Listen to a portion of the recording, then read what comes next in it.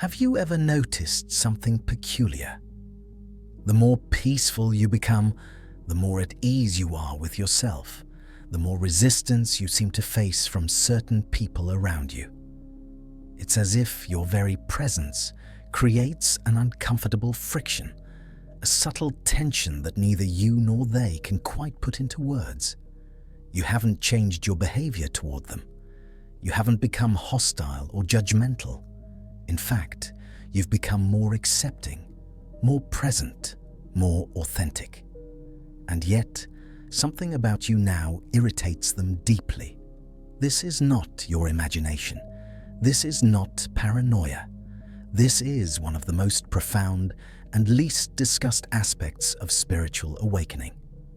When you begin to wake up, when you start to see through the illusions that govern most of human behavior, when you step out of the endless games of the ego, you become a living challenge to everyone who is still asleep. Your peace becomes their disturbance.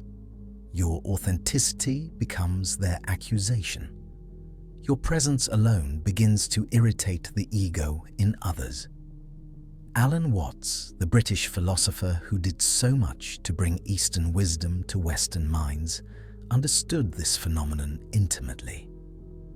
He spoke often about the nature of the ego, about the false self we construct and defend so fiercely. And he knew that when one person begins to live beyond the ego's demands, it creates ripples in the collective unconsciousness around them. Not because the awakened person is doing anything wrong, but precisely because they're doing something right. They're refusing to play along with the shared delusion. But before we can understand why spiritual awakening irritates others, we need to understand what the ego actually is.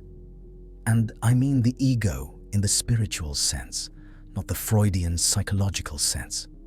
The ego is not just confidence or self-esteem. The ego is something far more fundamental and far more invisible to most people. The ego is the false self, the constructed identity that we mistake for who we really are. Think of it this way.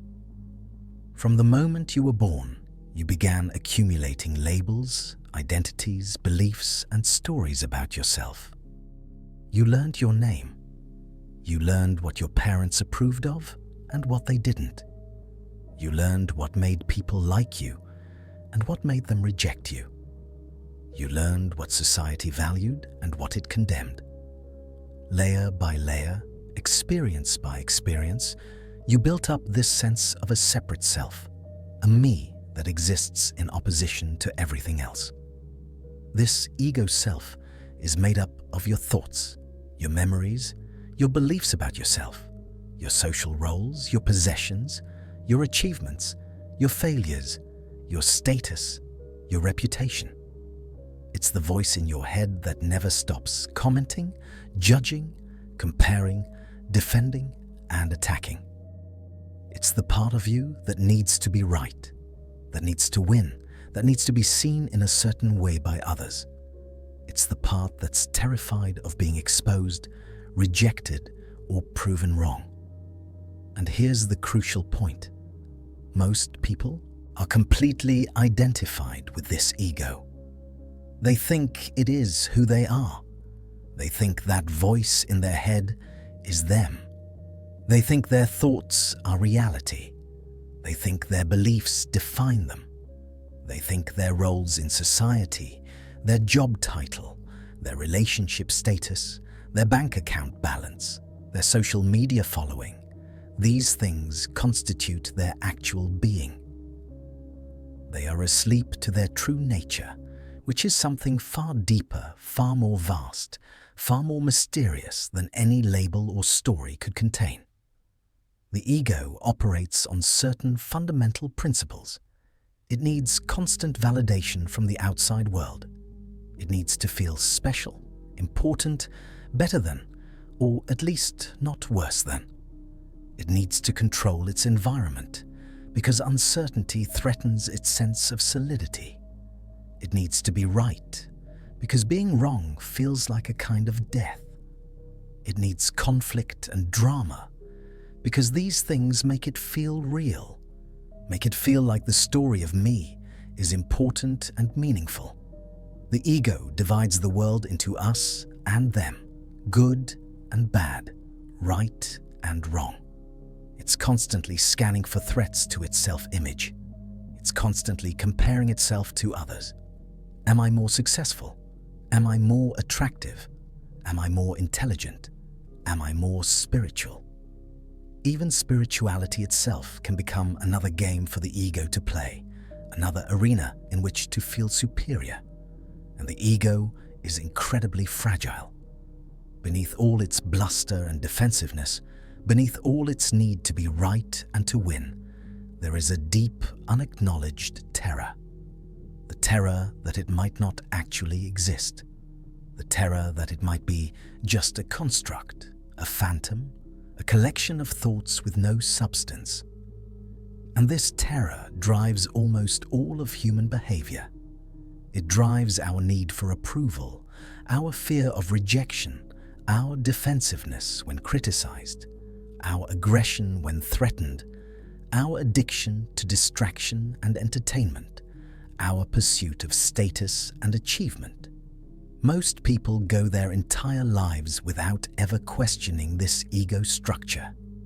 They simply assume that this is who they are, and they spend all their energy defending it, maintaining it, improving its image, protecting it from harm. Their entire lives become a project of ego management, and they surround themselves with other people engaged in the same project, all of them unconsciously agreeing to validate each other's egos, to play along with the shared illusion. Now, what happens when someone begins to wake up spiritually? What does that actually mean? Spiritual awakening is not about acquiring new beliefs. It's not about joining a religion or adopting a philosophy. It's not about becoming more knowledgeable or more enlightened in the sense of collecting spiritual concepts. Spiritual awakening is about seeing through the ego's illusion. It's about recognizing that you are not your thoughts, you are not your emotions, you are not your social roles, you are not your achievements or failures. It's about discovering a dimension of yourself that exists prior to and beyond all of these identifications. When you begin to awaken, something shifts in your relationship to life. You start to become more present, more aware of the now, rather than being constantly lost in thoughts about the past or worries about the future. You begin to accept reality as it is, rather than constantly resisting it and wishing it were different. You let go of the need to control everything, and you start to trust the flow of life more. You become less reactive, less defensive, less concerned with being right or winning arguments. You start to see through the social games that everyone plays. The games of status and one-upmanship, the games of gossip and judgment, the games of pretending to be someone you're not in order to be liked or admired. You see these games clearly now, and you lose interest in playing them. Not because you judge them as bad or wrong, but simply because they no longer hold any appeal. They feel hollow, meaningless, exhausting. You become more authentic. You start showing up as you actually are, rather than as a carefully constructed persona designed to get approval. You speak your truth, even when it's uncomfortable. You set boundaries, even when people don't like it. You stop explaining yourself, stop justifying yourself, stop seeking validation for your choices. You simply are. You develop a quality of contentment that doesn't depend on external circumstances. You're okay when things go well, and you're okay when they don't. You're not constantly chasing the next achievement, the next relationship, the next experience that will finally make you happy. You've discovered that happiness, or more accurately, peace, is available right now, independent of what's happening in your external life. You become less identified with your thoughts and emotions. You realize that thoughts and feelings come and go like weather patterns, and you don't have to believe every thought or act on every emotion. There's a spaciousness in you now, a capacity to observe your inner experience without being overwhelmed by it. This doesn't mean you suppress your feelings or become cold and detached. It means you're fully present with whatever arises without getting lost in it. You see through the stories you've been telling yourself about who you are. You realize that your past doesn't define you, that your failures don't mean you're a failure, that your achievements don't make you superior, that your beliefs are just thoughts you've been thinking repeatedly, not absolute truths about reality. You hold everything more lightly. You become less serious about the drama of your personal story. And perhaps most importantly, you stop seeing yourself as separate from everything else. You begin to sense your interconnection with all of life. You realize that the boundaries between self and other, between inside and outside, are not as solid as they seemed. You're not a separate ego defending itself against a hostile world. You're an expression of the whole, a wave in the ocean, a note in the cosmic symphony. This is what spiritual awakening looks like. And now we come to the central question. Why does this awakening, this shift into more presence, more authenticity, more peace, why does this irritate the egos of people around you? What is it about your newfound consciousness that triggers such discomfort, hostility, and resistance in others? The first and most fundamental reason is that you become a mirror. When you're no longer playing the ego games, when you're present and authentic, you reflect back to others their own unconsciousness. Your peace highlights their inner turmoil. Your authenticity exposes their pretense. Your lack of reactivity reveals their constant reactivity. And the ego hates being seen. It hates having its mechanisms exposed. It experiences this reflection as a threat, even though you're not doing anything to them. Imagine someone who is constantly stressed, constantly complaining, constantly in drama. When they're around other people who are also stressed and complaining, there's a kind of comfort in it. They validate each other. They agree that life is hard, that people are terrible, that there's always something to worry about. But when they encounter someone who is genuinely at peace, who isn't complaining, who isn't getting pulled into drama, it disturbs them. Your peace implies that their stress is a choice. Your contentment suggests that their constant dissatisfaction is not inevitable. And the ego cannot tolerate this implication. You stop playing the ego games, and this creates confusion and discomfort. Think about the typical ways people interact. There's the game of impressing each other, where everyone tries to present the best version of themselves, to appear successful, attractive, interesting.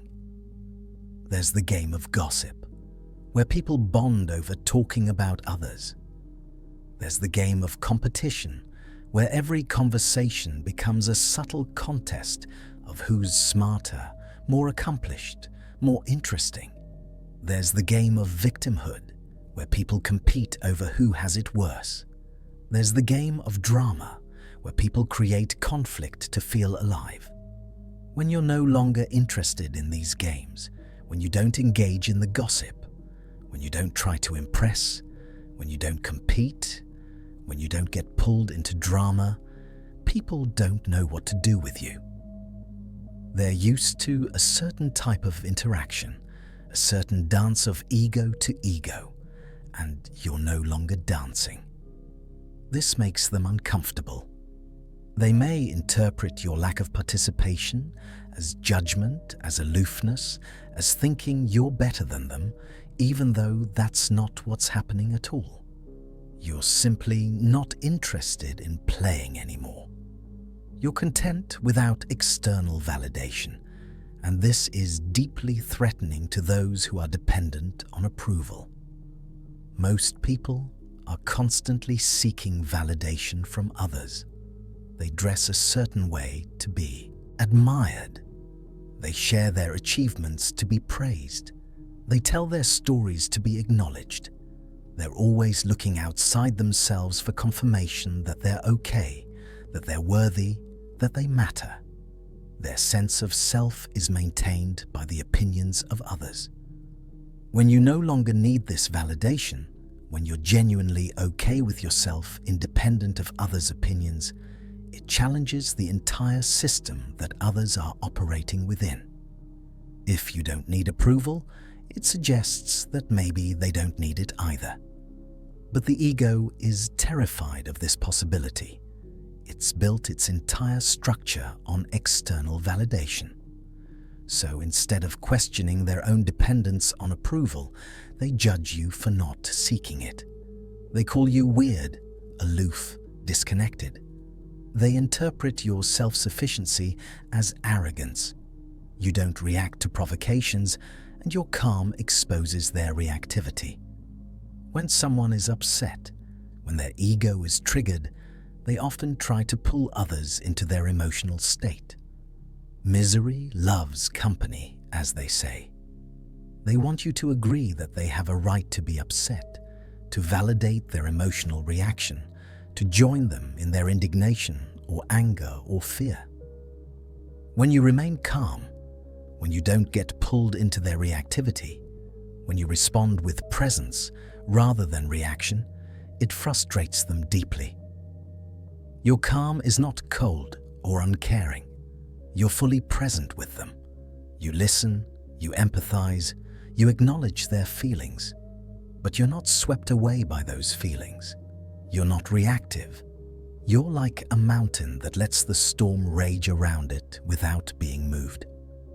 And this stability, this groundedness, it highlights their lack of it. The ego interprets your calm as invalidation, as not caring, as not taking things seriously enough. But really, it's just that you're not reactive, and this reflects back to them their own reactivity. You see through false personas, and people sense that you can't be manipulated by their masks. Everyone wears masks. Everyone has a public face they present to the world, a carefully constructed image designed to elicit certain responses from others. Some people wear the mask of the successful professional. Others wear the mask of the perpetual victim. Some wear the mask of the helpful people pleaser. Others wear the mask of the tough, independent person who doesn't need anyone. When you're awake, you see through these masks. Not because you're trying to, not because you're judging, but simply because you're present enough to sense what's real and what's not. You sense the human being beneath the persona, and people can feel this. They can feel that their usual tactics don't work on you, that you're not impressed by their achievements, or put off by their victim stories, or manipulated by their people-pleasing. This makes them uncomfortable because their entire way of relating to others is based on these personas. If you see through them, if you relate to the real person beneath the mask, it's both what they most long for and what they most fear.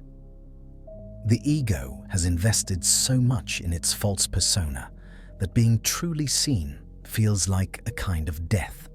It's vulnerable, it's raw, it's real. And most people are not ready for that level of authenticity. So they withdraw from you, or they attack you, or they try harder to get you to validate their mask, all in an attempt to avoid being truly seen. So what does this irritation actually look like in practice? What are the common reactions you'll face when you're spiritually awake and others' egos are triggered by your presence? The reactions vary depending on the person and the relationship, but there are patterns that show up again and again. Understanding these patterns can help you navigate them with more clarity and compassion. Subtle or overt hostility is often the first sign. There's a coldness that wasn't there before, a distance, an edge to interactions. Sometimes it's passive-aggressive comments disguised as jokes. Sometimes it's a sudden criticalness, where everything you do seems to bother them. Sometimes it's an inexplicable irritation in their voice when they talk to you. They might not even understand why they're feeling hostile toward you. You haven't done anything to them, but your energy, your presence, your way of being now rubs them the wrong way. This hostility is the ego's defense mechanism. It's trying to push away what threatens it, and your consciousness threatens the ego's comfortable illusions. Rather than look inward and question why your presence triggers such discomfort, they project the problem onto you. You become the problem. You're doing something wrong. You've changed in a bad way. This projection protects their ego from having to examine itself. Being called weird, aloof, or being accused of thinking you're better than everyone is incredibly common. When you stop engaging in the usual social games, when you're not gossiping or competing or seeking validation, people interpret this through the lens of their own ego. They assume you're judging them, that you think you're superior, that you're looking down on them. In reality, you're just being authentic. You're living from a different place. But to the ego, any difference feels like a judgment. They might say things like, "You've become so serious," or "You're not fun anymore," or "You think you're so enlightened now." These statements reveal their discomfort with your transformation. What they're really saying is, "You're not playing along with me anymore, and that makes me uncomfortable." But they can't say that directly, so they criticize you instead. They make your growth about your ego rather than recognizing that you're actually transcending ego. Others trying to pull you back into old patterns is perhaps one of the most challenging dynamics to navigate. People who knew you before your awakening often have an investment in you staying the same. Your old identity is comfortable for them. They know how to relate to that version of you. When you change, it disrupts the equilibrium of the relationship. So they'll try to pull you back. They'll remind you of who you used to be. They'll try to engage you in old behaviors. They'll act as if nothing has changed and expect you to respond the way you always have. Friends might pressure you to go out drinking when you've lost interest in that. Family members might criticize your new lifestyle choices and try to convince you that you were better off before. Co-workers might mock your new perspective and try to draw you back into office politics and gossip. These attempts to pull you back are not usually malicious.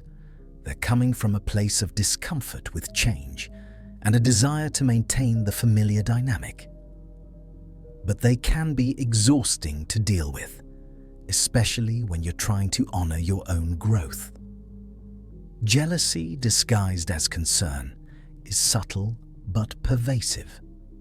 Someone might say they're worried about you, that you're isolating yourself, that you're getting too caught up in spiritual ideas, that you're not being realistic. On the surface, it sounds like genuine concern. But beneath it, there's often jealousy. You found something they haven't. You have a peace they don't have. You're living with a freedom they can't access. And rather than admit their jealousy, rather than ask you how you found this peace, they express it as concern. This false concern serves multiple purposes for the ego. It allows them to feel superior to you by positioning themselves as the concerned friend who sees clearly while you're deluded. It allows them to avoid looking at their own dissatisfaction by focusing on your supposed problems. And it allows them to subtly discourage you from continuing on your path by planting seeds of doubt. After all, if people who care about you are concerned, maybe you are going down the wrong path. This is the insidious nature of ego's attacks. They often come wrapped in the language of love and concern. Being excluded or gossiped about can be painful, especially if it involves people you once felt close to. You might find yourself no longer invited to gatherings you used to attend. You might hear through others that people are talking about you, speculating about what's wrong with you, sharing their theories about your strange new behavior. Groups have a strong pull toward conformity. When one person steps outside the group's norms, the group often responds by pushing that person out. This exclusion is the ego's way of maintaining its collective structure. If they pushed you out, if they gossiped about you and agreed that you're the problem, then they don't have to question themselves. They don't have to look at what your transformation might mean for them. They've identified you as other, as different, as not one of us anymore, and this protects the group's ego structure. It's painful to experience, but it's also clarifying. It shows you who is capable of supporting your growth and who is invested in keeping you small. People feeling uncomfortable in your presence without knowing why is perhaps the most interesting reaction. Sometimes people can't articulate what bothers them about you. They just feel uncomfortable. They can't relax around you. They feel exposed or seen in a way that's unsettling. Your presence is too still, too present, too real. It creates a kind of pressure on them to be more authentic too, and that pressure feels uncomfortable. Think of it like this. Most people are running from themselves, constantly distracting themselves from their own inner state, constantly performing for others.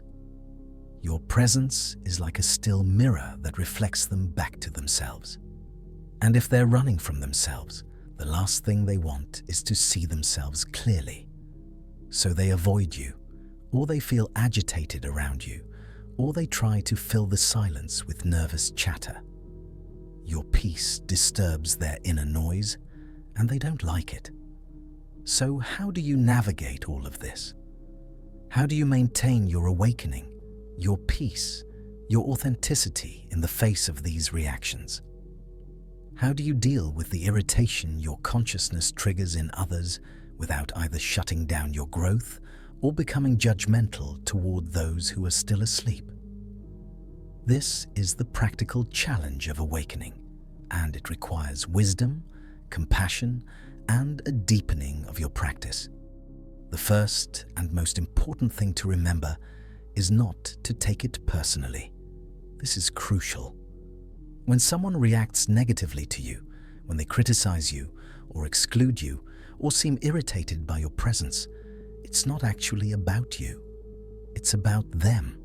It's about their ego feeling threatened. It's about their unconsciousness being reflected back to them. You're not doing anything to them. You're simply being yourself. Their reaction is their own inner process. This doesn't mean their feelings aren't real or valid. It doesn't mean you dismiss them or don't care. It means you don't internalize their reaction as evidence that something is wrong with you. The old version of you might have immediately questioned yourself, wondered what you did wrong, tried to fix things by going back to old patterns. But now you understand. Their discomfort is their journey. You can have compassion for it without taking responsibility for it. Not taking it personally requires a strong sense of inner stability. You have to know yourself deeply enough that others' opinions and reactions don't shake your foundation. This is why awakening is not just about insight, it's about practice, about continually returning to presence, about anchoring yourself in awareness rather than in the stories your mind tells about what others think of you. When you're grounded in awareness, you can witness others' reactions without being destabilized by them. Maintain compassion without absorbing their projections. This is a delicate balance. On one hand, you can understand that their reaction comes from their own suffering, their own ego structure, their own unconsciousness. You can feel compassion for the prison of ego they're living in because you remember what that was like. You can recognize their behavior as a cry for help, as a manifestation of their own inner turmoil. On the other hand, you cannot absorb their projections as truth. When someone accuses you of thinking you're better than them, you don't accept that accusation as valid, even while you have compassion for the insecurity that drives it. When someone tries to pull you back into old patterns, you don't comply, even while you understand their discomfort with change. When someone gossips about you, you don't internalize the stories they tell, even while you recognize their need to make sense of your transformation. Compassion does not mean losing your boundaries. It does not mean allowing others to define your reality. It means seeing their suffering clearly while remaining anchored in your own truth. Set boundaries without judgment. This is essential. Some people will not be able to accept your transformation. Some relationships will need to change or end. Some interactions will need to be limited. And this is okay. Setting boundaries is not mean. It's not rejecting people. It's not judging them as less than. It's simply honoring your own well-being and your own path. You can love someone from a distance. You can wish someone well without maintaining a close relationship. You can recognize that someone is not capable of supporting your growth without condemning them for it. Boundaries might look like limiting time with people who consistently trigger you back into old patterns. It might mean changing the subject when someone tries to engage you in gossip. It might mean declining invitations to situations that no longer align with your values. It might mean being honest about your needs, even when it disappoints others. The key is to set these boundaries from a place of self-care rather than from a place of anger or superiority. You're not punishing anyone. You're simply creating the conditions that support your own consciousness. Understand that some relationships may naturally fall away. This is one of the more painful aspects of awakening. Not everyone in your life will be able to come with you on this journey. Some friendships were based on shared unconsciousness, on bonding over complaints or drama or superficial concerns. When you're no longer available for those dynamics, the foundation of the friendship dissolves. Some relationships were based on a version of you that no longer exists. When you transform, those relationships no longer fit. This falling away can feel like loss, and in a sense, it is. But it's also making space. It's creating room for new connections, for relationships based on authenticity rather than on shared ego games. It's allowing everyone to be where they are. Not everyone is meant to walk the entire path with you, and that's okay. Some people are in our lives for a season, not forever. Trying to maintain relationships that are based on an old version of yourself is exhausting and inauthentic for everyone involved. Let relationships fall away with grace. Don't force them to end with drama or declarations. But also, don't cling to them out of fear or obligation. Allow the natural evolution. Sometimes these relationships come back around later when the other person has done their own work. Sometimes they don't. Either way, honor what was meaningful about the connection while accepting what is no longer working. Find your tribe. As some relationships fall away, seek out and cultivate connections with others who are on a similar path. This doesn't mean you only spend time with spiritual people or that you create an exclusive bubble. It means finding people who get it, who understand what you're experiencing, who support your growth rather than resist it.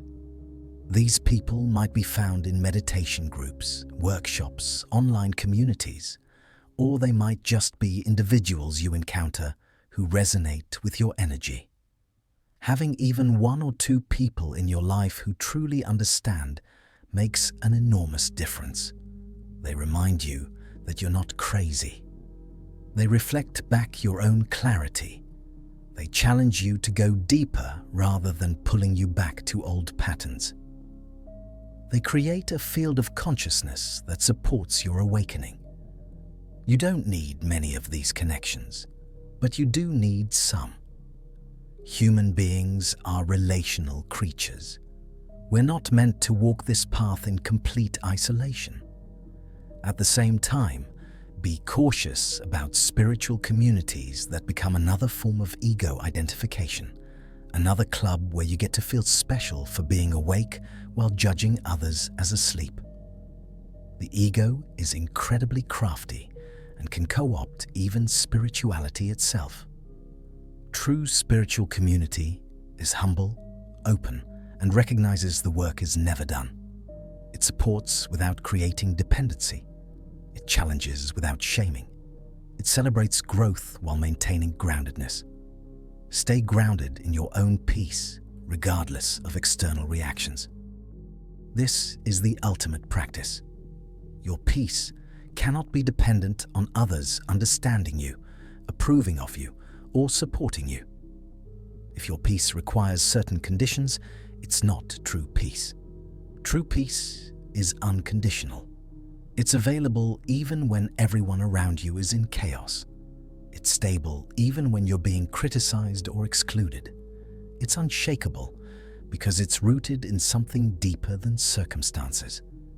This doesn't mean you're unaffected by others. You're not cold or indifferent. You feel, you care, you're impacted. But beneath all of that, there's a stillness that remains. A part of you that's always okay, always at rest, always at home. This is the dimension of yourself that awakening reveals. And the more you anchor in this dimension, the less others' reactions can destabilize you. You become like a tree with deep roots. The wind can blow, storms can rage, but you remain grounded. Cultivate this groundedness through practice, through meditation, through presence, through repeatedly returning to awareness, through questioning the thoughts that arise when ego is triggered.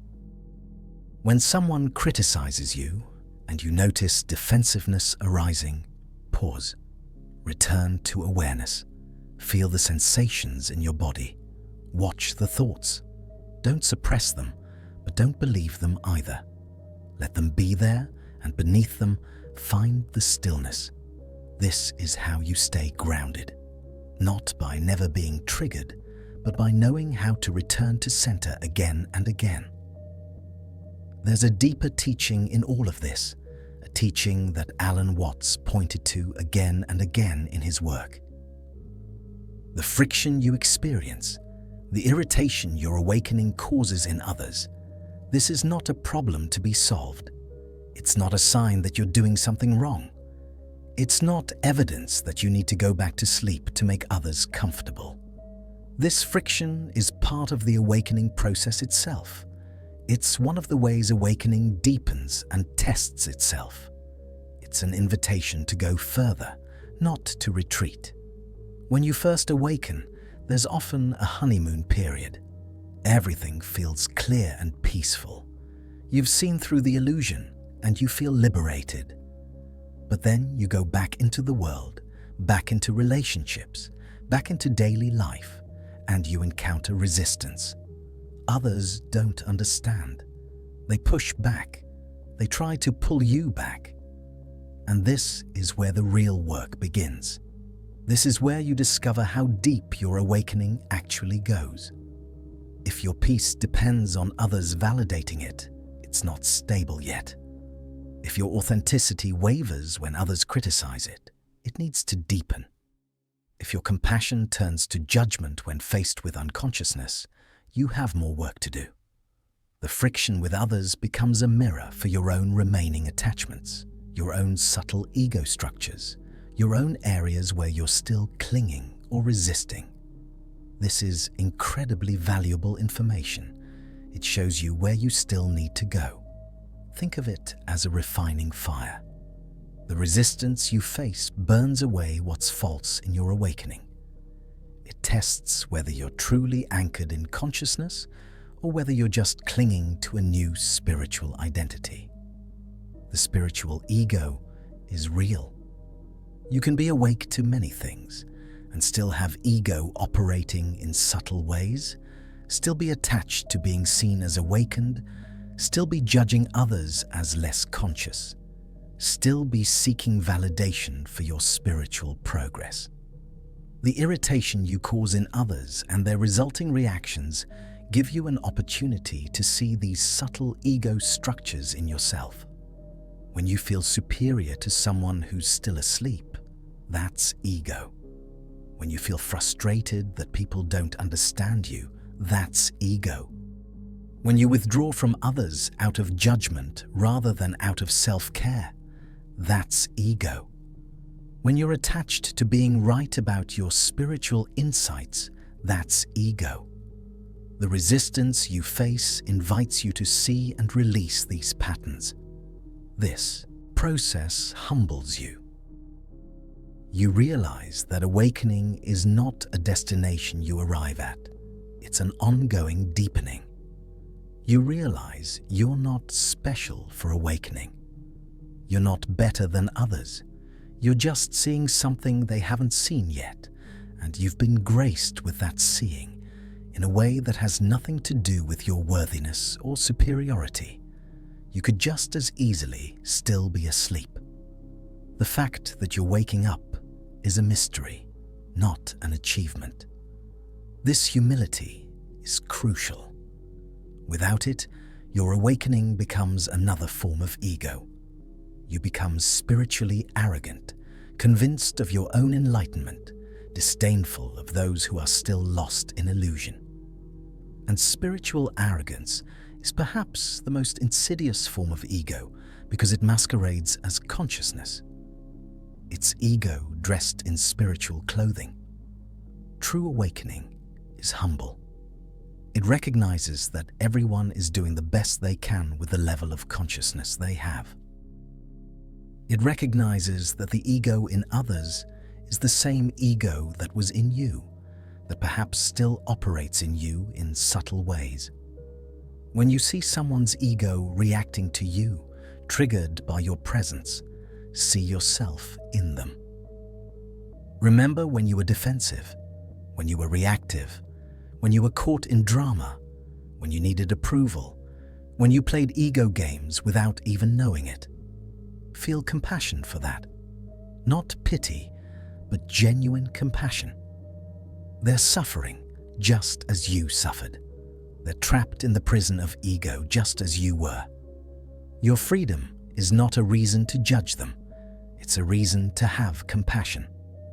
This compassion doesn't mean you have to fix them or save them or teach them. You can't wake anyone up. Awakening happens when it happens. Your job is not to be a spiritual teacher unless that's genuinely your calling. Your job is simply to be authentically yourself, to embody your own consciousness, to live from presence. That's it. Your very being becomes a kind of invitation to others, not because you're trying to invite them, but simply because consciousness is contagious. When someone is genuinely at peace, it creates a field that others can feel. It plants a seed. Some people will feel that seed and begin to question their own patterns. They'll be drawn to your peace and want to understand where it comes from.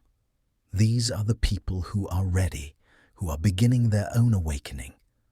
Others will feel that seed as a threat and will react against it. They're not ready yet, and that's okay. Everyone's journey unfolds in its own time. You don't have to make anyone understand. You don't have to prove anything. You just have to be. Alan Watts often spoke about the nature of existence, about the play of consciousness, about the way the universe explores itself through form. In this view, everyone's role is perfect, even those who are asleep. The sleeper and the awakened are both part of the cosmic dance. The resistance and the acceptance are both movements of the whole. There's a perfection to it all, even when it doesn't. Look perfect from the perspective of the separate self. This doesn't mean you become passive or indifferent. It doesn't mean you don't act, don't set boundaries, don't honor your own path. It means you hold it all within a larger context. You see the perfection in the imperfection. You see that even the irritation, even the resistance, even the misunderstanding, it's all part of what is. And what is always okay at the deepest level. Not okay in the sense that you shouldn't change things or grow or evolve, but okay in the sense that it is what it is. And resisting that fact only creates suffering. When you can hold this perspective, when you can see the cosmic play while still being fully engaged in your human experience, something shifts. The irritation others feel toward you no longer bothers you as much. You see it as their process, their journey, their dance. You respond with wisdom and compassion rather than with defensiveness or judgment. You become even more free. And paradoxically, as you become more free of needing others to understand you, some of them begin to understand. As you release attachment to changing others, some of them begin to change. Not because you're doing anything, but because your freedom gives them permission to be free too. Let's return to the original insight. If you are spiritually awake, you will irritate the ego in others. This is not a bug. It's a feature. It's not a problem. It's a pointer. It points to the illusory nature of the ego. It points to how invested people are in their false self. It points to how unconscious most human behavior really is. And it points you toward deeper freedom, toward a peace that doesn't depend on anyone else's approval or understanding. You might be wondering, is this worth it? Is awakening worth the loss of some relationships, worth the misunderstanding, worth the loneliness that can sometimes come with seeing things others don't see? And the answer from everyone who has walked this path deeply is yes, 1,000 times yes. Because what you gain is so much greater than what you lose. You gain yourself, you gain reality, you gain presence, you gain a peace that surpasses understanding. You gain an authenticity that makes life finally feel real. The relationships that fall away were based on illusion anyway. The approval you no longer receive was keeping you small. The games you no longer play were exhausting your soul. What you lose are chains disguised as connections. What you lose is a prison disguised as safety. And what you gain is freedom. Not freedom from life, not freedom from challenges or difficulties, but freedom in life. Freedom to be yourself. Freedom to respond to life from presence rather than from conditioning. Freedom to live with an open heart even in a world that often seems closed. This freedom is what others sense in you.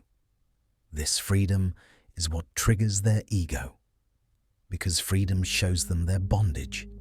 Your peace shows them their turmoil. Your authenticity shows them their pretense. And the ego cannot tolerate this mirror. So it attacks, it withdraws, it judges, it tries to pull you back. But if you understand what's happening, if you see it clearly, these reactions don't have to pull you off your path. They can actually confirm that you're on the right path. Think of it this way.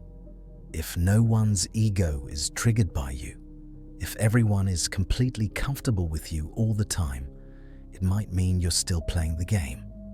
It might mean you're still performing, still seeking approval, still suppressing your truth to keep others comfortable.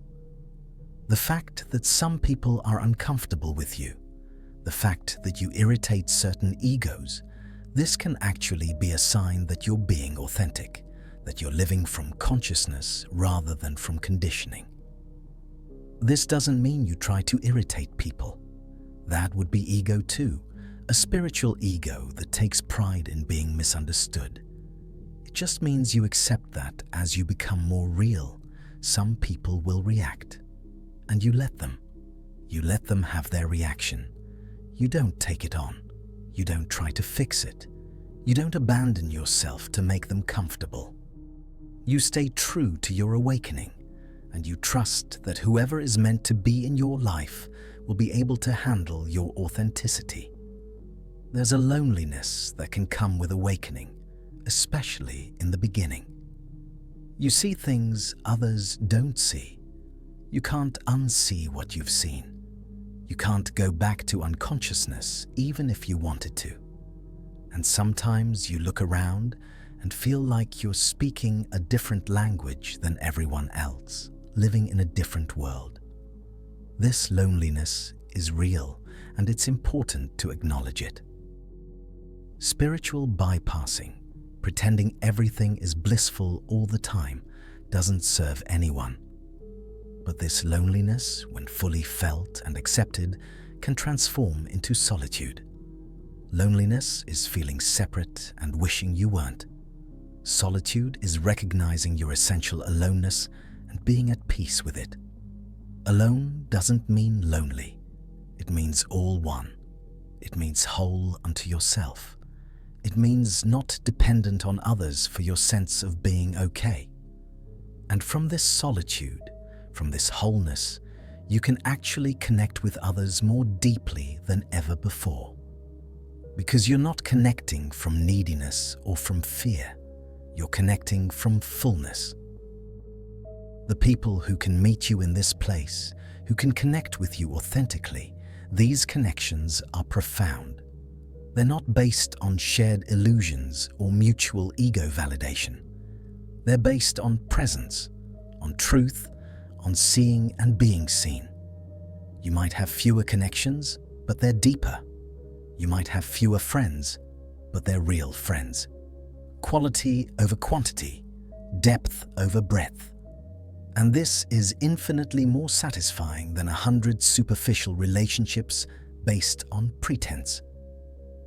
As you continue to deepen in awakening, as you become more established in presence, the irritation you cause in others may lessen somewhat. Not because you've gone back to sleep, but because you've integrated your awakening more fully. You're less identified with being awakened. You're less likely to unconsciously trigger others because you're more accepting of where everyone is. You've moved beyond the phase where there's a charge around your transformation. You're just being, without any sense of specialness about it. But even then, even with the most integrated, most humble, most compassionate awakening, there will still be people whose egos are triggered by consciousness itself. There will still be people who are uncomfortable with presence, who are threatened by authenticity, who resist anyone who isn't playing the game. And that's okay. That's their path. You don't have to make everyone comfortable. You don't have to dim your light to ease others' discomfort with their own darkness. shine. Be yourself. Live from presence. Speak your truth. Set your boundaries. Love from wholeness. And let the chips fall where they may. Some people will appreciate you. Some won't. Some will understand. Some won't. Some will be inspired by you. Some will be irritated by you. All of it is okay. All of it is part of the dance. None of it defines your worth or the validity of your path. Remember, you're not responsible for others' reactions. You're not responsible for their comfort or their awakening. You're only responsible for your own consciousness, your own integrity, your own authenticity. Live that fully. Honor that completely. And trust that whatever unfolds from that place is exactly as it should be. The universe is not making a mistake with you. Your awakening is not a problem to be solved. It's a gift to be lived. In the end, the irritation you cause in others' egos is a small price to pay for the gift of awakening. It's a small price to pay for knowing yourself beyond the limited definitions of ego. It's a small price to pay for presence, for peace, for authenticity, for freedom. And as you deepen, you realize it's not really a price at all. It's just a clearing away of what was never real in the first place. The relationships that fall away were built on sand. The approval you no longer receive was keeping you imprisoned. The comfort others felt with the old you was dependent on you staying small. Now you're free. Now you're real. Now you're awake. And yes, this will irritate some egos. It will create friction. It will challenge others. But that's not your concern. Your concern is living from truth, being present, staying conscious, deepening in awareness, embodying love, and trusting the journey. Do that, and everything else will take care of itself. The right people will come. The wrong people will go. The path will unfold. And you'll find that the freedom you've discovered is worth more than any amount of approval, more than any number of comfortable relationships, more than fitting in or being understood by everyone. This is the path of awakening. It's not always easy. It's not always comfortable, but it's real, it's true, it's alive, and it's yours. Walk it with courage, with compassion, with presence, and with trust. Let others have their reactions. Let egos be irritated. You just keep being awake. Keep being authentic. Keep being you. That's all that's asked. That's all that's needed. And that's more than enough.